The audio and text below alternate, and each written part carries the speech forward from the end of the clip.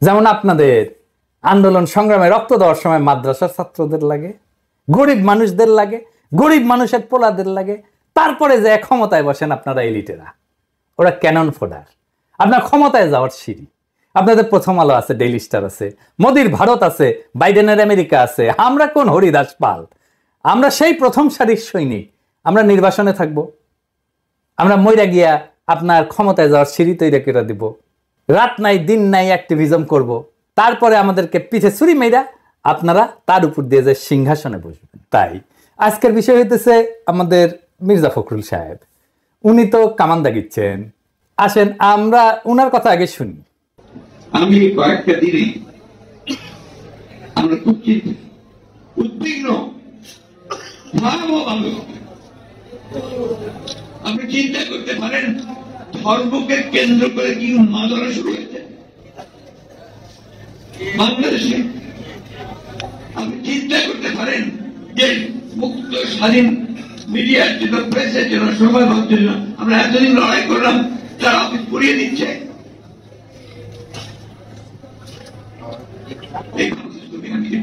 আমিও তো চাই না। উনি বলছেন যে বিএনপি দেশের পরিস্থিতি নিয়ে খুবই চিন্তিত। আচ্ছা, ভয়াবহভাবে উদ্বিগ্ন কেন? উনি বলছেন আপনারা চিন্তা করতে পারেন ধর্মকে কেন্দ্র কইরা কি উন্মাদনা শুরু হয়েছে বাংলাদেশে। আপনি চিন্তা করতে পারেন মুক্ত স্বাধীন মিডিয়ার জন্য, প্রেসের জন্য আমরা এতদিন লড়াই করলাম, তার অফিস পুরাই দিচ্ছে। তাই নাকি মির্জা ভাই? কুটি পুরানো হয়েছে। এই বাংলাদেশ তো দেখতে চাইনি, আমি অন্তত দেখতে চাই না। তাই নাকি মির্জা ভাই? পত্রিকা অফিস কই পুরানো হয়েছে? এই যে ধর্ম নিয়ে উন্মাদনা শুরু হয়েছে, কে করছে? কন না কেন? ইসকনের কথা বলেন না কেন? ইসকন যে একজন রে কুপায় মারছে তার কথা বলেন না কেন? ভাসুরের নাম মুখে নিতে লজ্জা লাগে। ওই যে চট্টগ্রামের আইনজীবীরে কুপায় মারলো, কোনো বিবৃতি দিচ্ছেন? দেন নাই। প্রথম আলো ডেইলি স্টার নিয়ে একেবারে দিওয়ানা হয়ে গেছেন। আপনি প্রধান রাজনৈতিক দলের নেতা, আপনি গেছেন চট্টগ্রামে আমাদের নিহত ভাইয়ের জানাজায় গেছেন? যান নাই। তো পত্রিকা অফিস পুরানোর কথা দেখে আমি ভাবলাম যে আমি নিজে ভুল দেখছি কিনা, তাই একটা পোস্ট দিলাম ফেসবুকে। এই যে প্রায় 12,000 লাইক পড়েছে। কেউ কইল না পত্রিকা অফিসে গত এক সপ্তাহ পুরানো হয়েছে। আপনাকে মির্জা ভাই আবেগ কাজ করেছে, প্রথম আলো যখন আসছে বিবেক কাজ করে নাই। আমাদের দানব হিসাবে উপস্থাপন করবেন। আপনার বন্ধু মতিয়ালু কয়া দিছে নাকি? নাকি আপনার দলের কেউ কইছে? নাকি আপনি নিজে দেখছেন?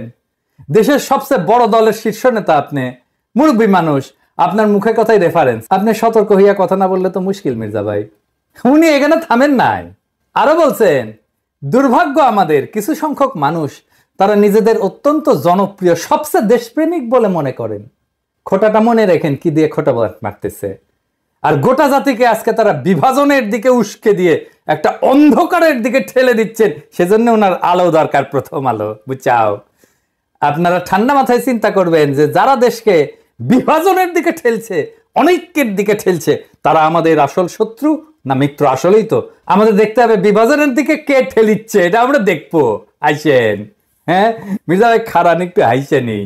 আপনি বিভাজনের কথা কইছেন, আমি ইউজুয়ালি এইসব জায়গায় এসে একটা ডার্টি জোকস টোকস বলি, আপনার ক্ষেত্রে সেটা বলবো না, এইটা ঝামেলায় হয়ে গেল। যাই হোক, বিভাজন কে করিছে? আপনি কি বলেছেন জামাতকে নিয়ে? দেখেন, জামাতের পক্ষ থেকে আসা বক্তব্যের বিপরীতে তিনি বলছেন যারা ভোটে জিততে পারবে না, সরকার চালাইতে পারবে না, তারা এসব কথা বলে। একসময়ের জোর সিংকে কি তাচ্ছিল্য! আপনারা সেনা প্রধানের ডাক পাইয়া যে ড্যাং ড্যাং করতে করতে ক্যান্টনমেন্টে গেলেন, তারপর একটা তত্ত্বাবধায়ক সরকার বানালেন, ধ্বজভঙ্গ উপদেষ্টা দিয়ে খুঁজে খুঁজে বের করে আসছেন। দিনে 6 বার অ্যাডাল্ট ডায়াপার বদলাইতে হয়। আমাদের জিজ্ঞেসিলেন যে কি মত আপনাদের? হ্যাঁ, ঐক্যের কথা কইছেন এখন। বাপরে, দেশের মালিক সেজে গেছেন না? ছাত্র শিবির ছাত্রদল মারপিট শুরু হইলো। আপনার ছাত্র দলের চট্টগ্রামে পোলারা আমারে কমপ্লেন দিল আমার ইনবক্সে এসে যে আপনার প্রিয় ছাত্র শিবির কইরে একবার কয় আপনার প্রিয় ছাত্র শিবির। কবে প্রশংসা করছিলাম ওই একটা সারিন্দা বাজায় আর কি। ওই কয় আমার প্রিয়, আপনার প্রিয় ছাত্র শিবির আমগরে মারতেছে, কিছু একটা করেন। তা আমি কইলাম দুই সংগঠনকে নিয়ে বসবো, এভাবে মারপিট করলে কেমন করে হবে? ফ্যাসি বিরোধী দলগুলা, ছাত্র শিবির ছাত্র দল দুই দলে কিন্তু রাজি হইল। টাইম ঠিক হইল, ছাত্র দলের প্রেসিডেন্ট সেক্রেটারি, ছাত্র শিবিরের প্রেসিডেন্ট সেক্রেটারি কেন্দ্রীয় একসাথে কথা বললে টাইম ঠিক হইল। আমার টাইম সকাল 5টা। আমি চোখ মুছতে মুছতে উঠিয়া জুম মিটিং এ বসলাম। ছাত্র শিবিরের প্রেসিডেন্ট সেক্রেটারি আসলো, ছাত্র দল আসলো না। ফোন দিলাম, কয় আমরা তো ট্যুর করতেছি। আমি বললাম আচ্ছা ঠিক আছে, ট্যুর শেষ কইরা তারপরে কইয়েন, আমরা বসবুনি আবার। পরে আর করলো না। শুনলাম বিএনপি শীর্ষ নেতারা চায় না, মারপিট যে হচ্ছে সেটা বন্ধ করার জন্য ডায়ালগ করতে রাজি না বিএনপি। জাহাঙ্গীরনগরে ছাত্র শিবির থাকলে সেখানে ছাত্র দল যায় না। আর কে কমপ্লেন করেছে যে ছাত্র শিবির কেন এটি? বামেরা না করলে ছাত্র দল করেছে। গত কয়েকদিন আগে জাতীয় ছাত্র সংহতি সপ্তাহ উপলক্ষে শিবিরের মত বিনিময় সহ 34টা ছাত্র সংগঠন আসলে ছাত্র দল আসেনি। কিন্তু কেন? মিটিং এ বসে ডায়ালগ করবে না, আন্দোলনের সহযোদ্ধাদের সাথে আবার ঐক্য আর বিভাজনের গল্প বলতেছেন। মিরেশ্বরায় জামাতের মিটিং এ হামলা করছেন। কেন করছে? আপনাদের কাছ থেকে অনুমতি নেয় নাই। আপনাদের কাছে অনুমতি নেওয়া লাগবে। হ্যাঁ, আপনার ঠোলা হয়ে গেছেন না সরকার হয়েছেন, অনুমতি নিয়ে মিটিং করতে হবে। তালুকদারি পাইছেন বাংলাদেশকে, বিভিন্ন জায়গায় তো দখল শুরু করে দিচ্ছেন, ওইটা নাই কই। তো বিভাজন কে করছে মির্জা ভাই? চুপকে সরাবে বললো ছাত্ররা, আমরা সাপোর্ট দিলাম। আপনারা বাগড়া দিলেন, বললেন না বদলানো যাবে না।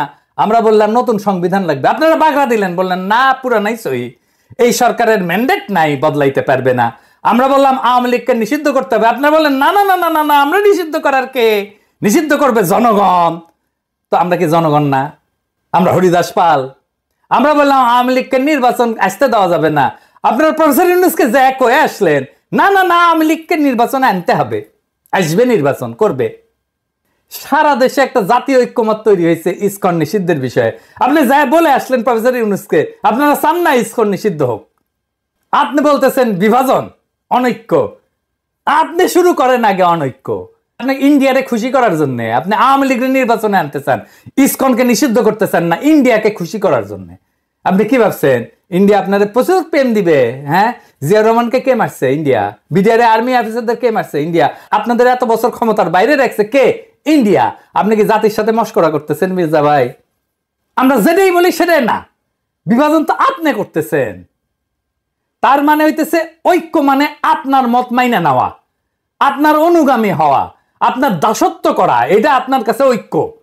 হাসিনা আমাদের বলতো উন্নয়ন বিরোধী, আর আপনারা ক্ষমতায় যাইতে না যাইতে নতুন টার্ম আবিষ্কার করেছেন ঐক্য বিরোধী। বাহ, খুব মসৎকার। ঐক্য মানে কি জি হুজুর করা আপনার সব কথায়? আমরা কি আপনার দলের কর্মী যে থাপ্পড় দিবেন সবার সামনে আর আমরা বলবো আহা আহা কর্তা আমাকে থাপ্পড় মারিছে, দেখিস আমাকে কত আদর করে, বাপের মতো শাসন করে? এটা কমো? আপনি কি আসলে প্রকাশ্যে কাউরে থাপ্পড় মারতে পারেন? না, পারেন না। কোন এথিক্যাল মডার্ন স্ট্যান্ডার্ডে আপনি পারেন না। আপনারা গান্ধী বইলা ট্রল করতো পাবলিকে, জানেন কিনা জানি না। আপনি থাপ্পড় মাইরা সে ট্রল করা বন্ধ করে দিলেন। আপনি দেশের ঐক্যের কথা বাদই দেন, আপনি দলের ভিতরে ঐক্য রাখতে পারছেন? হাসিনা পলানোর পরে আপনার দলের অন্তর্কোন্দলে 19 জন নিহত হয়েছে, আহত হয়েছে 556 জন, আমি গুনছি। মির্জা ভাই আপনার নিজ দলের লোক তার সহযোদ্ধারে মারছে, প্রত্যেক 5 দিনে একজন মারা গেছে, প্রত্যেক দিন গড়ে 5 জনের বেশি আহত হয়েছে। আপনার নিজ দলে ঐক্য নাই, আপনি দেশের ঐক্য কেমনে কায়েম করবেন? আমাদের অনেকের জন্য দোষ দিতেছেন। আপনার ঐক্য নিয়ে কথা বলার কোনো বিন্দু মাত্র নৈতিক অধিকার আছে? আপনি আওয়ামী লীগকে নির্বাচন করাবেন, সুপ্পুকে রাখবেন, হাসিনার সংবিধান রাখবেন, ইসকনকে রাখবেন, ডেইলি স্টার, প্রথম আলোর মতো ভারতের 1 নাম্বার অ্যাসেট বাঁচাইবেন, তার পক্ষ হয়ে আমাদের উপরে ঝাঁপায় পড়বেন, তারপর আবার বলবেন ঐক্য চাই না। তার মানে আমাদের কোনো রাজনীতি থাকবে না, আমাদের আপনার রাজনীতি করতে হবে। শেখ মুজিব যেমন পাহাড়ে যায় বলছিল তোরা সবাই বাঙালি হয়ে যায়, আমাদের কি সবাই বিএনপি বানাবেন আপনি? আমরা তো বিএনপি করবো না। রাজশাহীর যখন পলিটিক্স করতাম, ছাত্র রাজনীতি করতাম, তখন ছাত্র দলের এক নেতা হয়ে কইছিল যে আমরা বিএনপি করি, গল্লিক খাই। গল্লিক, হ্যাঁ, তা আমরা তো গল্লিক খাবো না। আর গল্লিক না খাইলে আপনি কইবেন ঐক্য নষ্ট করতেছি। হাসিনার চাইতে কোন ক্ষেত্রে ভালো আপনি? আমাদের দেশপ্রেম নিয়ে খোটা দেন মির্জা ভাই। হ্যাঁ, পিনাকি ভট্টাচার্যের কোনো দেশ নাই, সে রাষ্ট্রহীন রিফিউজি। সারা দুনিয়া আমার দেশ, আমার আলগা কোনো দেশপ্রেম নাই। আমার মাতৃভূমি, মানুষের প্রতি কর্তব্য আছে, সেই কর্তব্য পালন করি। আপনারা মন্ত্রী হবেন, সরকার বানাবেন, আমরা যেই জায়গায় ছিলাম সেখানেই থাকবো। আর আমরা যদি আপনাদের মতো ক্ষমতার কাঙ্গাল হইতাম, তাইলে আপনাদের লাঠিঝাঁটা খায়া হইলেও আপনাদের সাথে এখনো ঘষ্টাঘষ্টি করতাম। আপনারা ক্ষমতার অলিন্দে উঠতে যাইতেছেন, এমন মহেন্দ্রক্ষণে আপনাদের সাথে সম্পর্ক নষ্ট করতাম না।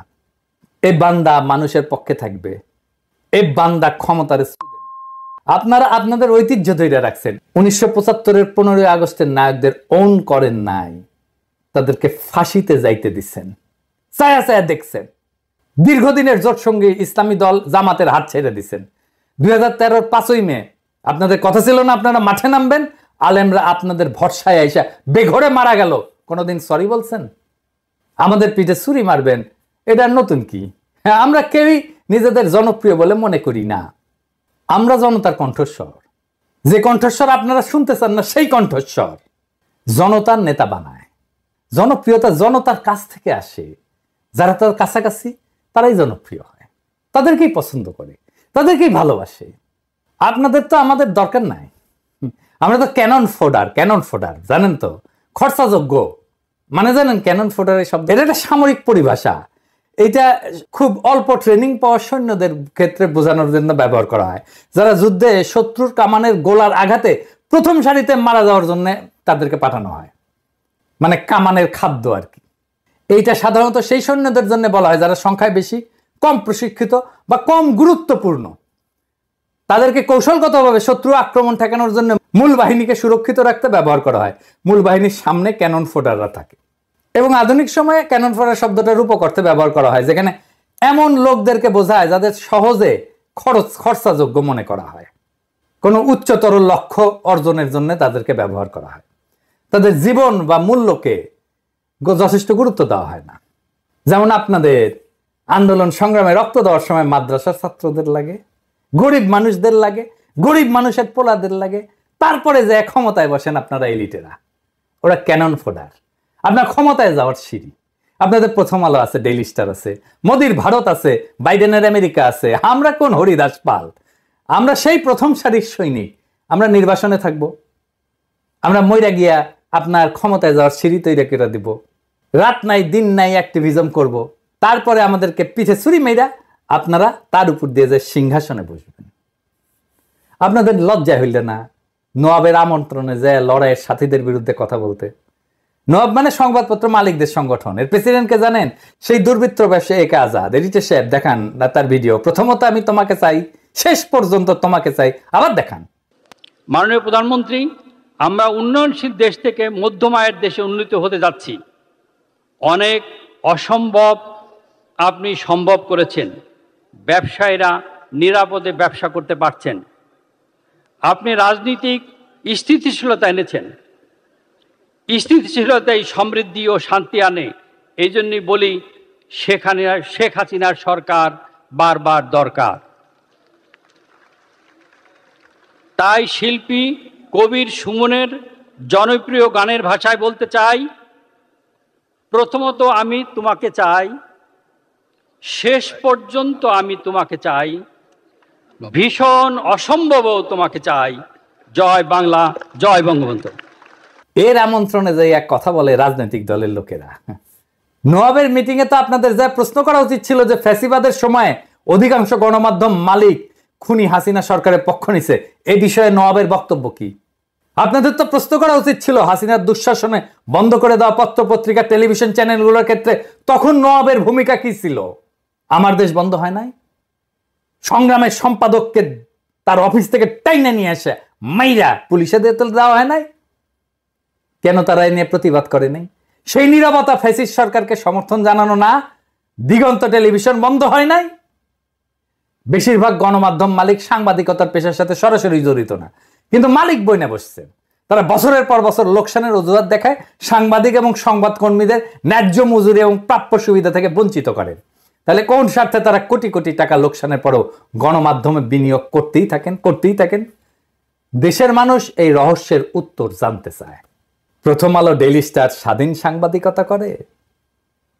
আসেন আমরা ঠিক এই নবাবের এই প্রোগ্রামের নিউজটা দেখি, সেটাই পর্যালোচনা করি। এইখানে প্রথম আলো নিউজ করছে, এখানে যারা আমাদের গালাইছে তাদের কোট করছে। দেখেন এই যে দেখেন কে কে গালাইছে, নামগুলো দেখান। মনে হচ্ছে সবাই আমাদের গালাইছে যারা গেছিল, তাই না? আচ্ছা দেখেন এবি পার্টির মুজিবুর রহমান মঞ্জু কি বলছিল এই প্রোগ্রামে, পুরোটাই শুনেন। আমি খোলামেলা ভাবে বলছি, প্রথম আলোর বিরুদ্ধে অভিযোগ কি, ডেইলি স্টারের বিরুদ্ধে অভিযোগ কি? যারা অভিযোগ দিয়েছেন দুই পক্ষকে নিয়ে কি বসা যায় না? কেউ কি বসার উদ্যোগ নিয়েছেন? বসেন, কথা বলেন। যদি সত্যিকার অর্থে আমাদের কোনো ব্যাড রিপোর্টিং এর কারণে কেউ যদি ক্ষতিগ্রস্ত হয়, আমরা কেন তাকে সরি বলবো না? কেন সেটা সমাধান করব না? আমরা যে জিনিসটা টেবিলে সমাধান করা যায় সেই জিনিসটাকে আমরা মতাদর্শিক দ্বন্দ্ব, ব্যবসায়িক দ্বন্দ্বে রূপান্তরিত করি। মুজিবুর রহমান মঞ্জুর এই কথা আছে এখানে, লিখছে এই কথা, লিখে নাই। এটাই হইতেছে ন্যারেটিভ তৈরি। মুজিবুর রহমান মঞ্জুর কথা সাপ্রেস করছে, ঢাইকা দিছে, তার কণ্ঠস্বরকে ঢাইকা দিছে। নাগরিক কমিটির নাসির গেছিল, সকল ইসলামী দল গেছিল, তারা ভালো বক্তব্য দিছে, আমরা শুনছি কে কি বলছে, তাদের ধন্যবাদ জানাই। কিন্তু প্রথম আলোর মতির দ্বন্দ্ব যারা মালিশ করছে তাদের আমরা ক্ষমা করব না। মির্জা ভাই ওবায়দুল কাসের বলছিল না যে পালাবো না, দরকার হইলে মির্জা ফখরুল সাহেবের বাসায় যে উঠবো, ঠাকুর গায়ে একটা বাসা আছে না, এডিন সাহেব শোনান এটা। পালাবো না, কোথায় পালাবো? পালাবো না, প্রয়োজনে ফখরুল সাহেবের বাসায় গিয়ে উঠবো। কি জায়গা দেবেন? না হলে ঠাকুর গায়ের বাড়ি আছে, ওই বাড়িতে গিয়ে উঠবো। আমার ধারণা ওই কাউয়া কাদের কাউয়া কাউয়া, ও কাউয়া সাউন্ড দেন, মনে হয়েছে কাউয়ার সাউন্ড দেন। হ্যাঁ, আরো জোরে দেন। হয়েছে। আমার ধারণা ওই কাউয়া মরিছে, মইরা ভূত হইছে, ভূত হইয়া মির্জা ফখরুলের কাদের চাপিছে, ওর বাসাত না, ওর কাদের চাপিছে। মির্জা ফখরুল আর এক কাউয়া হচ্ছে। ফাইনালি বিএনপি বলি, আপনারা তো ক্ষমতা নেবেন তাই না, ক্ষমতা যাবেন সে আশাত আছেন। আমরা বিজনেসে একটা অ্যানালাইসিস করি, ভুকা বলে, ভুকা, BUCA মানে জানেন না? আচ্ছা, ভুকা হইতেছে এটা মডেল আর কি। সেটা হইতেছে যে কোনো প্রতিষ্ঠান বা যে কোনো কার্যক্রম পরিচালনার ক্ষেত্রটা অস্থিতিশীল এবং সবসময় জটিল পরিবেশের মধ্যে থাকে। ভুকা শব্দটা একটা বিশেষ বৈশিষ্ট্যের প্রতিনিধিত্ব করে আর কি।